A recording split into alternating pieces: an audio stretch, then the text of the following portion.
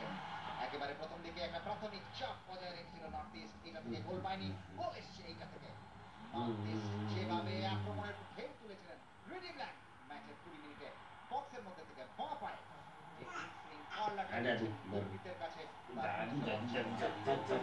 ওয়ানেল north east এইটা lead অনেক যেভাবে বলটা দিয়েছিলেন, আদৌ যদি বলটা সিসকো ধরে রাখতে পারতেন তাহলে আবারও এক্ষেত্রে সুনীল ছেত্রী বলের বাংশা বুঝতে পারেনি এবং বলটা লাকি যে বলটা ধরতে পেরেছেন।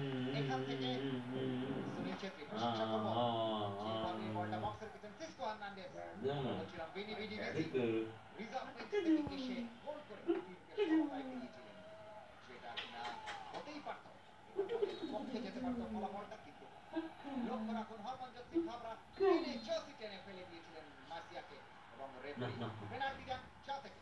মার্সিয়া গোল করে দলকে